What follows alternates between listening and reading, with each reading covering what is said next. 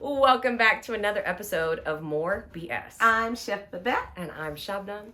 And today we're going to ask you some hot seat questions. Whoa. Because I think this is exactly what everybody is here for, frankly. What did you like most as you aged? And the reason why I'm asking this question is because I am about to get my period. And I am PMSing. I am bloated. I just crave chocolate and fried chicken. My God. Vegan chicken. And it's just not a pleasant time. And I feel like half my month is attributed to this thing that is not going to go away until I'm probably 60. You know what's really, that's such a long time. I know. That's so long because I'm going to tell you. When did you go through menopause? You know, I remember working for Southwest Airlines, and I was a flight attendant at the time, and I can remember I was menopausing because I remember the hot flashes, and every takeoff and every landing, I had a hot flash. I knew when we were getting ready to take off or when we were getting ready to land, because there it comes. You can feel it rolling up. I can remember that anything sweetened, I don't care if it was maple syrup, sugar, whatever it was, I would have a hot flash. Also, cooked food. When food had been heated and I'd ingest it, I'd have a hot flash. Alcohol, if I took a sip of wine, anything, I had a hot flash. And I didn't have a lot of them, though. I didn't, during the night sleeping, it was just things that I was ingesting or doing in particular. Were you vegan at the time? I was vegan. I had been vegan for a while because I became vegan at age 40 and I went through menopause, late 50s, early 60s. Late 50s, yeah. So... now I'm going to get back to the initial question first after, but what type of foods did you eat? Did you think that actually maybe had an impact on how you were feeling? Well, I felt very fortunate because of my diet. When I was traveling, when I was a flight attendant, if I had a 4-day trip, I generally fast for 4 days. I do the master cleanse. That was my cleanse. While working? Yeah, so I'd take my lemons with me, my cayenne pepper, my maple syrup. And so I didn't concern, because veganism wasn't as easy to find all over the place. Right. Back in the day. Basically eating French fries and a salad. Exactly, that sort of thing. And then people in restaurants would be weird. If you said, I'll take a burger, but I don't want the meat. They almost acted like they were insulted or they were angry. So I never really trusted people with prepping my food whenever I said, and then I started saying, well, I'm allergic to la-da-da. Right. Because people were really... It just saves you... They were nasty. Yeah, I know. They would be like, we don't serve it without meat. I don't get it. They were just really cruel. So basically... I had getting older, the only thing that I think I embraced and was very happy about is I got wiser and more patient. Because by then I'm on husband number 4. So I was just like, want to get married? Okay. Sure, you cute. Let's just get married. Yeah. I didn't know people. I rushed into everything back then. And so I think getting older and getting wiser and more patient, I love that you say that because, I've been an educator for a long time. Right. And as a new educator, I was in a terrible marriage and I was going through a really hard time. I was sick and I probably wasn't the best and most kind. I was a very I lacked a lot of patience. That's very true. I loved my kids, but I think there are students that didn't have a really good experience. And so now I'm just like a totally different teacher. Yeah. They call me Mama Shab for a reason, And I think if you look at people and judge them from the lens of which knew them a decade ago or two, you don't know them anymore. No. And so who you were right. as even when you were going through menopause, you were saying you're probably not the same person as you were back then. Oh, definitely. At age 72 now, I'm even more wise. And that's the beauty of this journey called life and aging. Don't look at it as a downer, because if anybody wants to ask me, what are you really happy about in terms of your life? That I grew up. Life is just so different for me now. And now when I'm having a moment, I know how to reel it back in and come back. You know, when I'm going back to an old space, I know how to bring myself back. Whereas before, I didn't realize I was going to a space. I was just always in a space. You know what I mean? So, yeah, aging can be a blessing, and especially when you know how to care for yourself and you're feeling good. When I was 60, I didn't know how I was supposed to behave as a 60-year-old. I still felt 40. Yeah. Right? Right. Yeah. That's why at 72, I'm 39 and we're best friends. Right. She's the same age as my mom, and I don't have the same relationship with her as I do with my mother. And my energy, all of that. But I'm wise. But you're wise. So when I act up and I do something, I will check her. She checks me, and I'm like, God, I should probably call my mom and apologize. But you know, I've been and I think that's the thing about having friends of all ages, all backgrounds, all experiences, is because if you limit yourself just to a community of your own youth or your own culture. Oh, you're so right. You're so limited. Yeah. You're so limited. Wow. So when you were growing up, or like as you aged, did you always have a diverse array of friends? Like people of different cultures, different backgrounds? Because I grew up in South Central, when I grew up back in the 60s, it was predominantly black. It was a black community, an African American community, whatever we call ourselves nowadays. And brown people, Latin people lived further east, like in East LA. I lived in South Central. White folks made sure they named it South Central, so they would know you don't go over there by Central Avenue. Like straight out of Compton. Yeah, but because it's a way for me to know exactly where I am in town. If I'm coming from Chicago and somebody says, well, so-and-so lives in South Central, that's over there by Lotte. We know that crossing Main, you're on the west side. You're not in South Central anymore. Back then. But then South Central got further and further west. Wherever black folks were gathered, it became South Central. But because I was over there, the schools that I went to were predominantly black. So most of my friends in school were always black.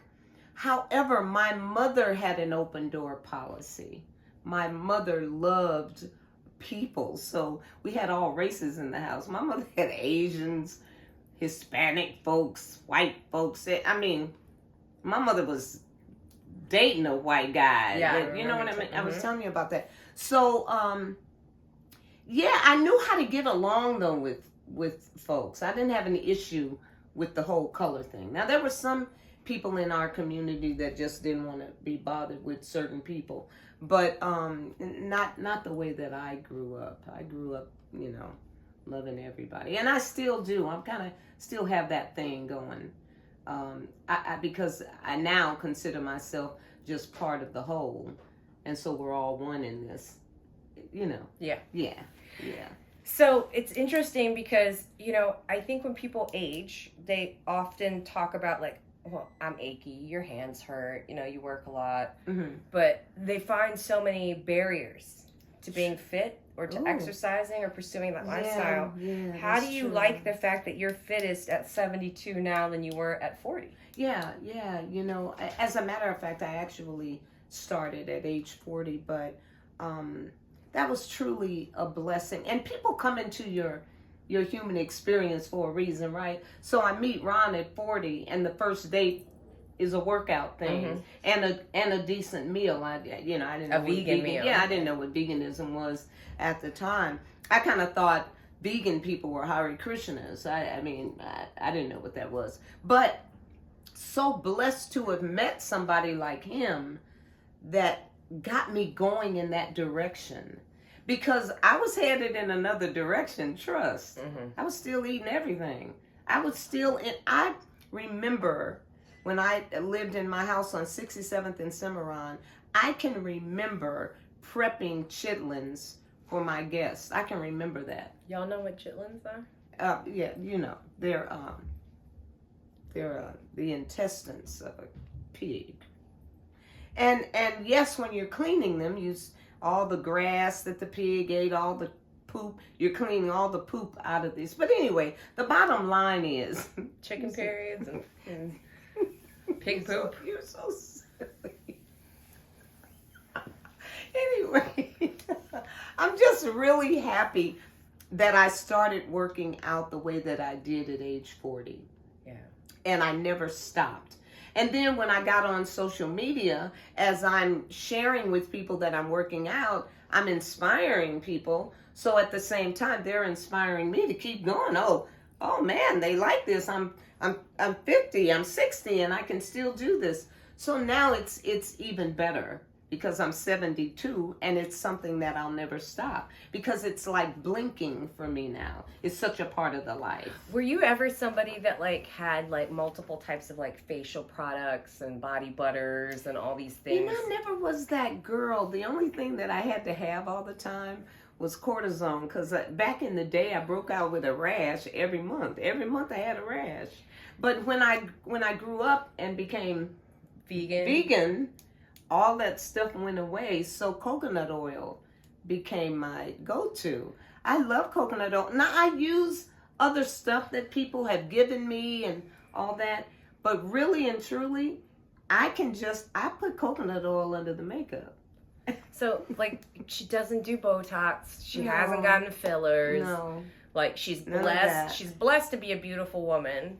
But so when y'all are DMing me about what is she, I'm like, listen, for real, it's coconut oil and veganism. It really is. You don't need anything else. I know you don't believe it, but can you just try it first? And I think too, more than anything, I think individuals need to embrace themselves.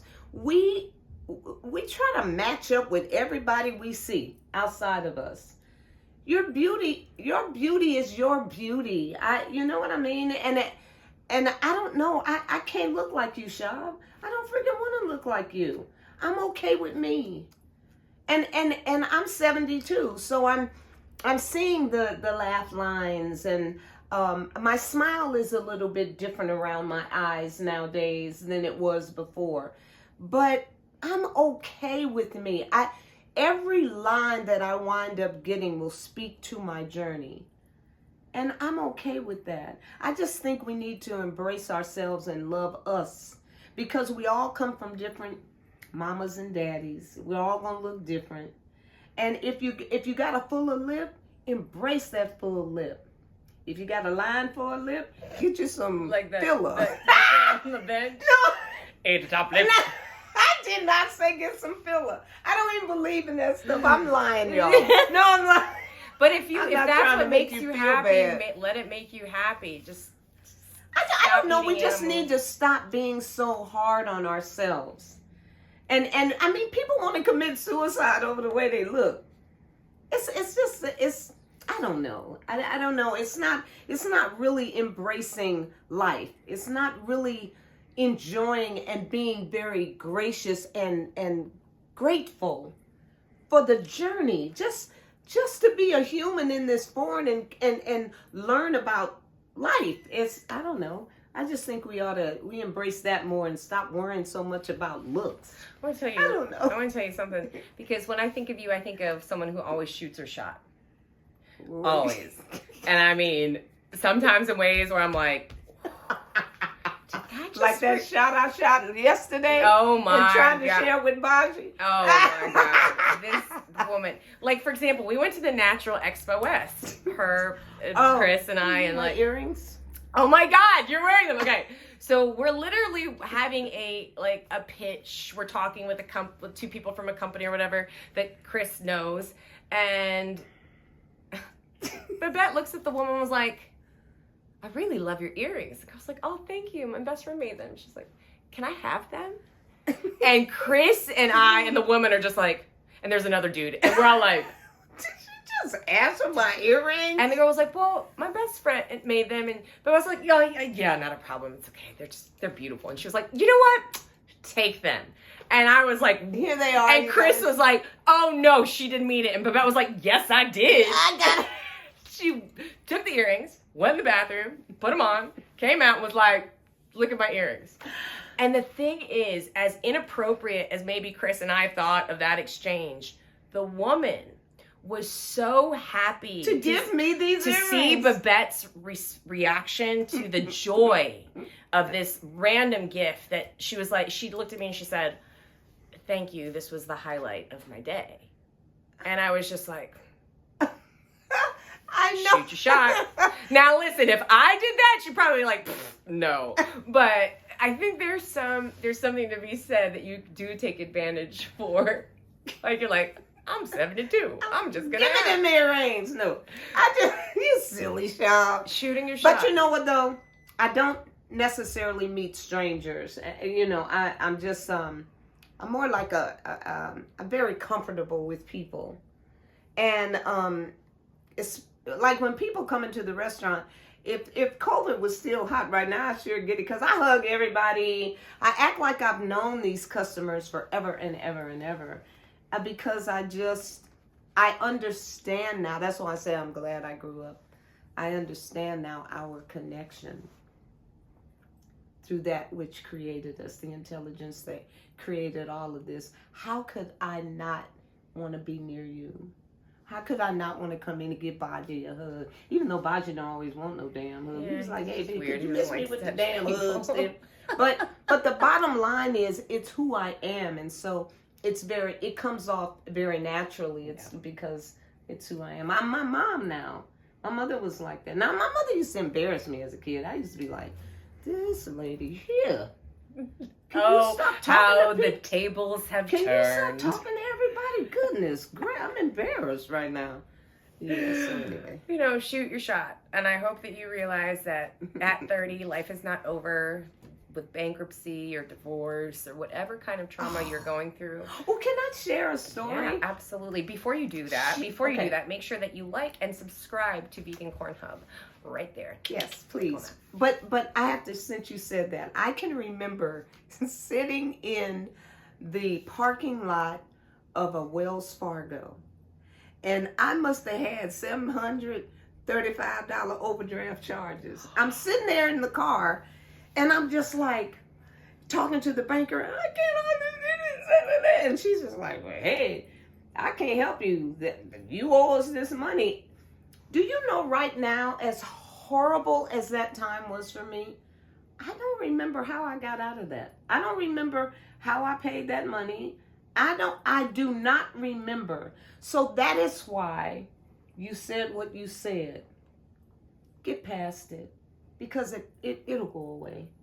You know, that moment was so terrifying for me. I owed the bank a lot of money.